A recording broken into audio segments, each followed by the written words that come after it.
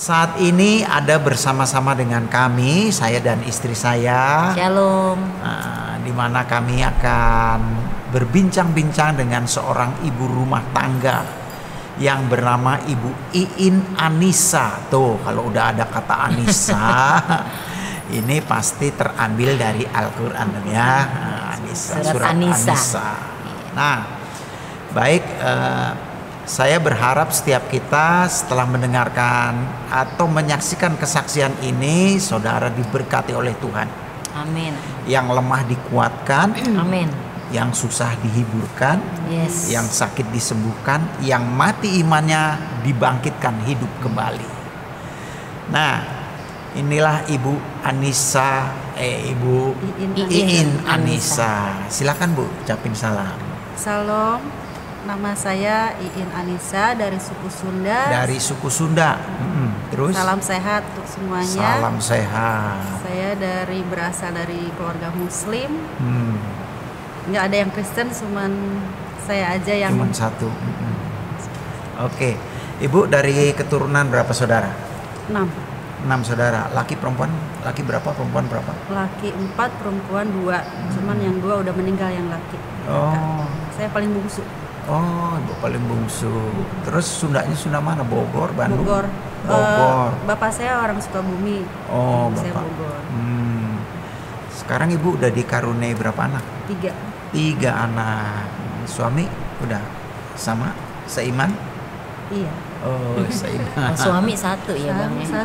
1. Anak berapa? 3? 3. Oh, asal jangan dibalik. Suami 3, anak 1. Gawat. Baik, yang menarik adalah ibu ini dulu berasal dari Muslim, lalu dia mengambil sebuah keputusan untuk percaya kepada Yesus sebagai Tuhan dan Juru Selamatnya secara pribadi. Pasti ada peristiwa tersendiri ya. Pengalaman yang luar biasa ya Bang ya. Pengalaman rohani yang luar biasa. Juga ada tantangan-tantangan yang juga luar biasa. Nah, Ibu, kenapa tertarik menjadi orang Kristen? Itu ceritanya gimana? Awalnya sih saya nggak tertarik, justru waktu menikah itu kami kan masing-masing kan ya. Suami saya suka ke gereja, tapi saya kadang suka kesel kalau suami saya bawa anak saya ke gereja gitu kan. Kalau saya pikir ya udah kamu aja deh ke gereja, anak nggak usah ikut gitu kan. Pokoknya tiap kali dia bawa anak saya sebel gitu, kesel. Terus kalau di mobil itu dia suka setel lagu rohani. Itu pun saya sebel banget, pokoknya kesel gitu ya.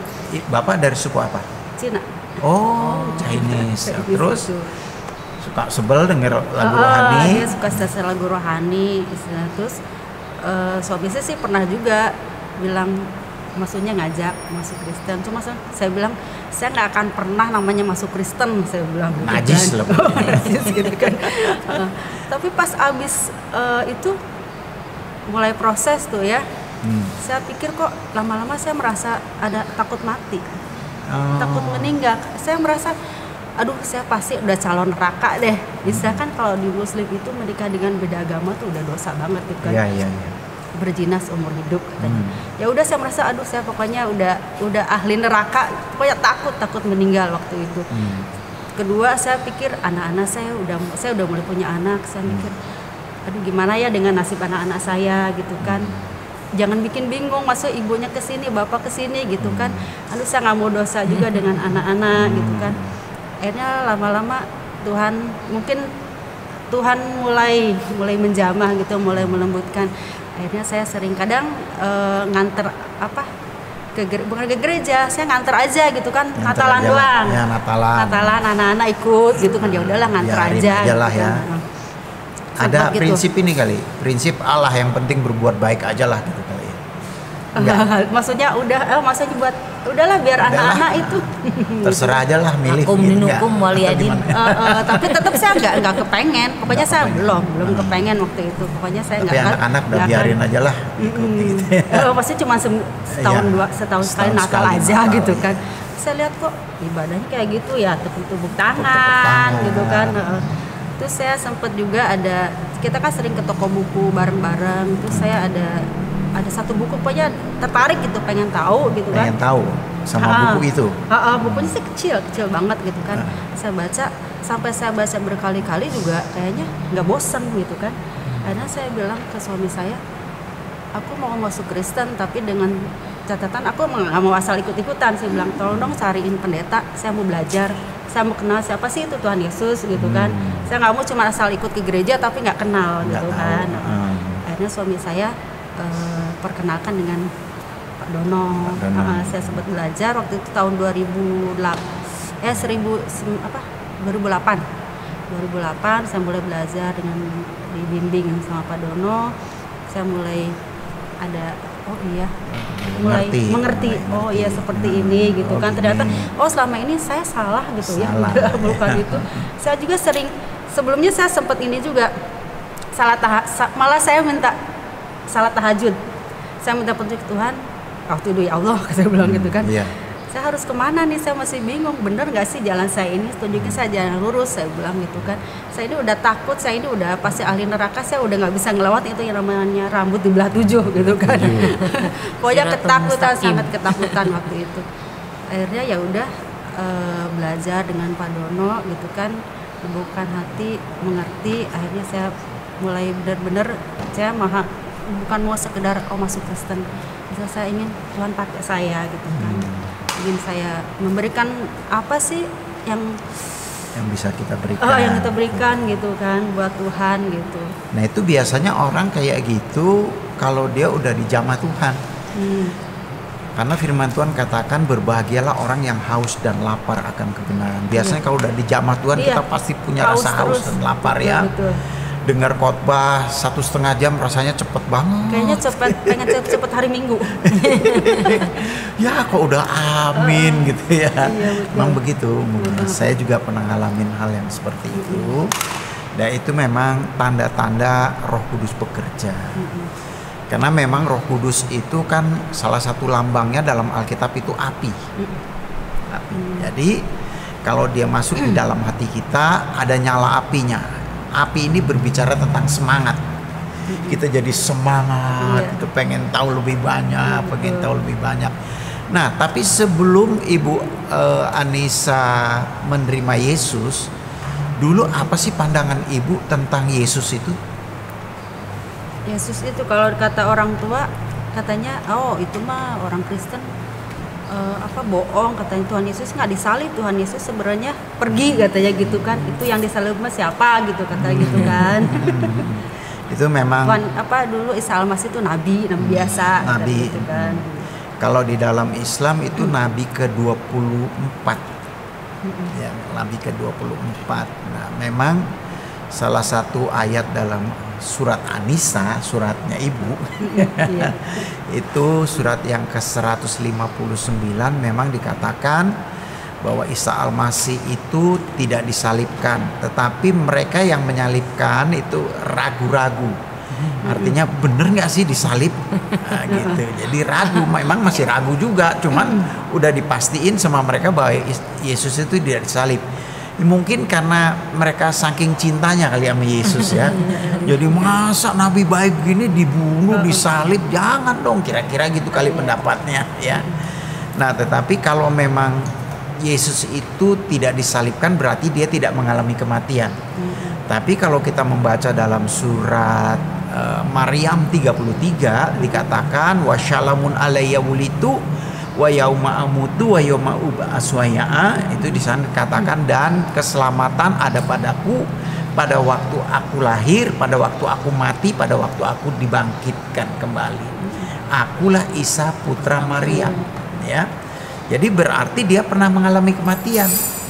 Tapi ayat itu kayaknya nggak pernah digubris. Iya, nggak pernah dibahas. Tidak pernah dibahas. Lagi pula kalau menurut Al-Quran surat Ali Imran 55 Isa Al-Masih itu sekarang statusnya ada di surga.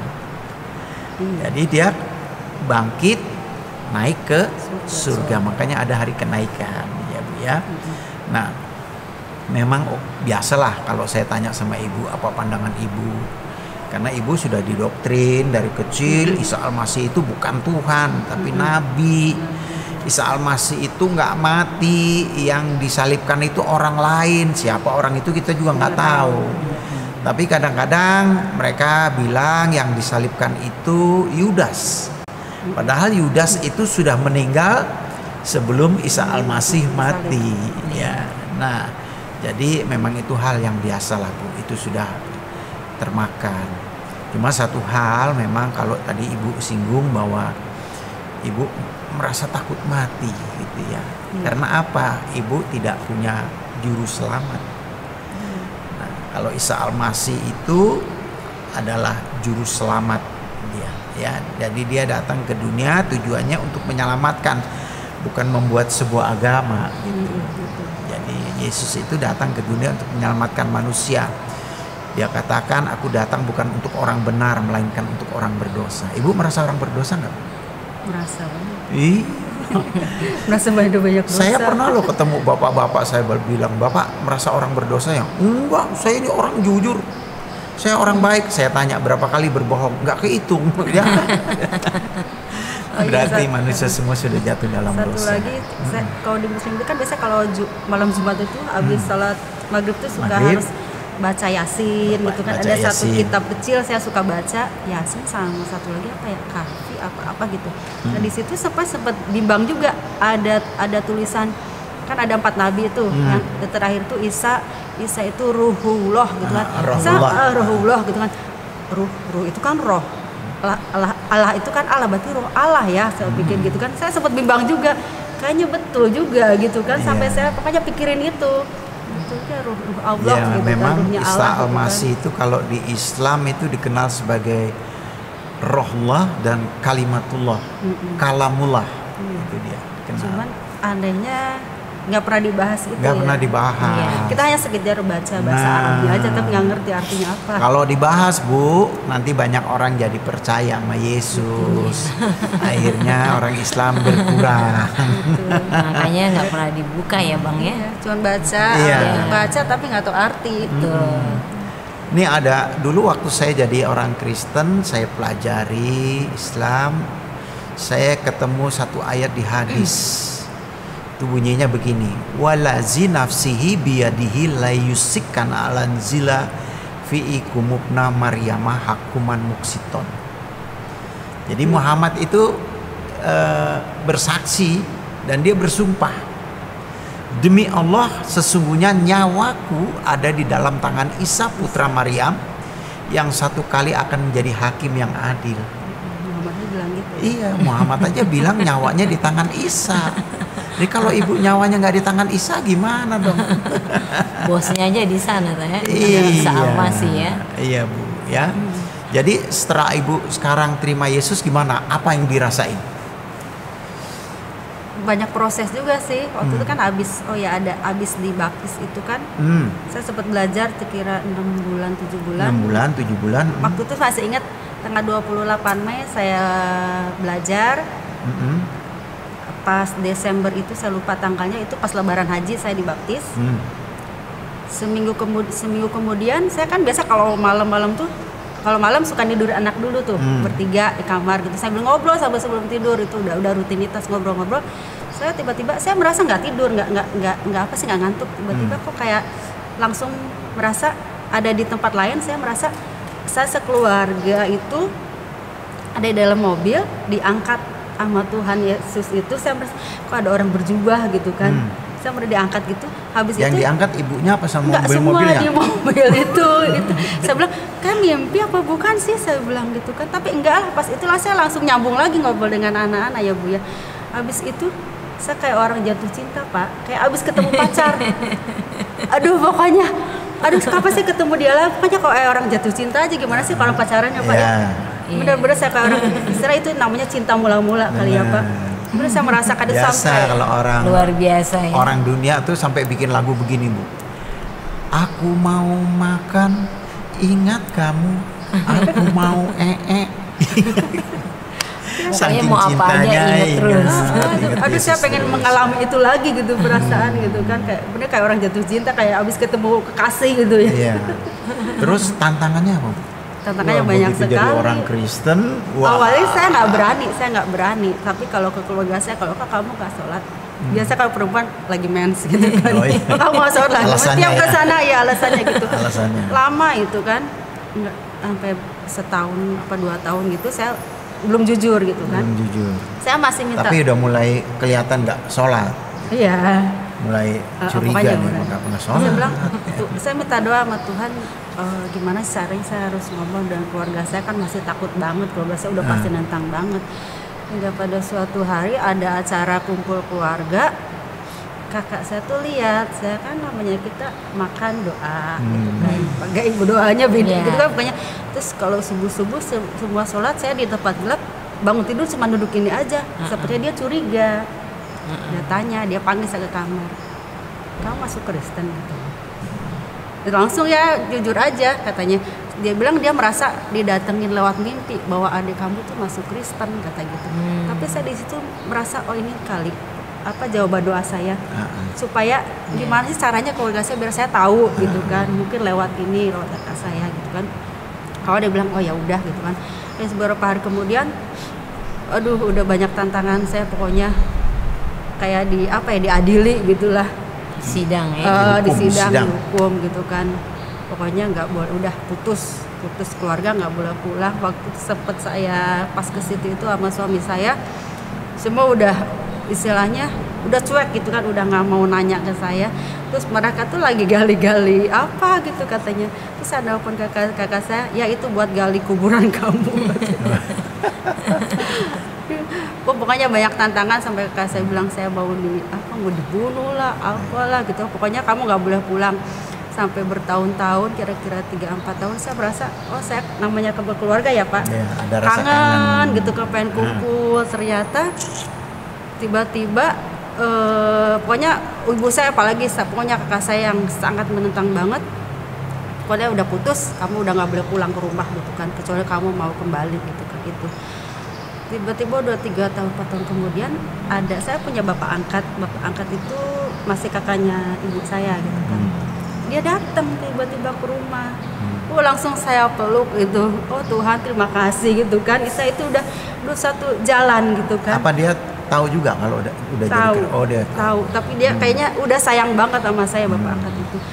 Ayo pulang kata dia bilang gitu. Saya nggak berani, saya bilang. Kata bapak kangen kalau lihat kumpul-kumpul, kata dia jadi sedih gitu kan. Udah meninggal sekarang dia. Kalau lihat semua kumpul sedih, kamu nggak ada katanya gitu kan. Akhirnya ya udah pulang, saya beraniin pulang. Cuman dia aja yang menerima gitu kan.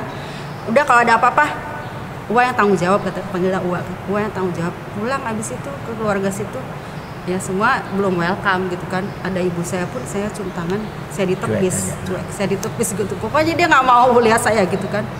Hingga akhirnya ya udah nggak apa-apa lah, kata Uwa udah nggak apa-apa, datang aja terus gitu kan. Ya udah saya sering datang, terus pas lebaran juga saya ketemu abang saya yang bener-bener nentang banget, itu pun saya mau salam ditepis juga dia nggak mau gitu kan. Hingga akhirnya berjalan waktu, saya tetap perlihatkan bahwa saya tetap mengasihi mereka gitu kan. Saya tidak merasa dendam apa marah, saya tahu merasakan mungkin ibu saya kecewa, iya pasti kecewa, namanya anak dari kecil mungkin nggak apa-apa saya terima gitu kan. Ya udah akhirnya dengan waktu ya semua doa terjawab. Sampai saat ini mereka semua terbuka sama saya gitu kan. sudah bisa terima. Bisa terima. Saya hanya bisa memberi apa ya, sikap aja gitu kan, sikap yang baik sama mereka gitu Ya kan. mau emang harus gitu Menunjukkan doang. kasihnya, ya. Kasihnya betul gitu kan. Akhirnya mereka terima, sampai saat ini mereka semua menerima saya. Puji Tuhan. Puji Tuhan. Ada satu hal yang mengherankan. Ketika ibu menjadi orang percaya, dimusuhin, dibuang segala macam. Padahal sebenarnya mereka sama juga loh rasanya sama ibu. Apa itu? Takut mati. Oh, takut mati. Semua juga pasti percaya, mereka tanya deh, pasti mereka takut mati. Kenapa? Nggak tahu mau kemana. Ya. Kecuali kalau ajaran mereka itu memberikan jaminan pasti ke sorga. Semua kan mudah-mudahan. Iya. Terus dia maksa ibu untuk balik. Nah, itu nggak apa-apa. Orang dia aja nggak tahu mau kemana. Semoga semua mogok dan gagal. Ngapain ngajak-ngajak orang ya? saya bilang ya udahlah sekarang masing-masing aja, yang penting saya baik. Yang penting ibu adalah orang yang sangat beruntung karena ibu dipilih sama Tuhan. Kita ini nggak ada bagus-bagusnya kok ya. Semua orang berdosa. Sampah yang siap dibakar, tapi kita bersyukur Tuhan mau datang ke dunia lalu memperkenalkan dirinya, namanya Yesus. Kalau dalam bahasa sana Isa Al-Masih. Yesus Kristus. Kristus itu artinya yang diurapi. Isa Al-Masih. Al-Masih itu artinya yang diurapi. Jadi orangnya sama sebetulnya. Ya, kita bersyukur kepada Tuhan, dan saya juga mengucap terima kasih karena ibu sudah mau berbincang-bincang sama kita. Semoga perbincangan kita ini menjadi berkat bagi setiap saudara yang mendengarkannya. Oke, Tuhan Yesus memberkati.